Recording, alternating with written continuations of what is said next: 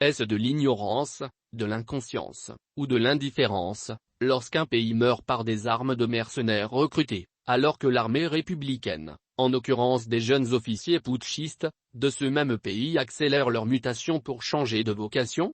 C'est le peuple malien qui cautionne et qui a été conditionné pour cautionner. Sous un régime militaire, l'insécurité ne veut rien dire. Les postes administratifs pour le contrôle des fonds publics sont l'essentiel de leur motivation.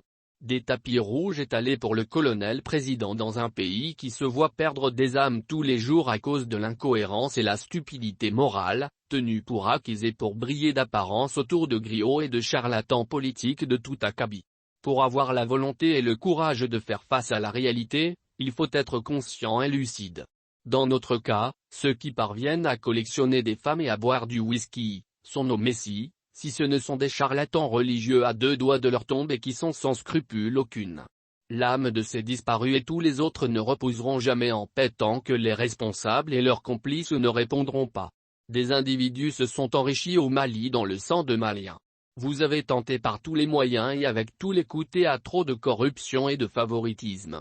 Le Mali se dégrade et la voie de sa libération naîtra de cette décadence que nous traversons.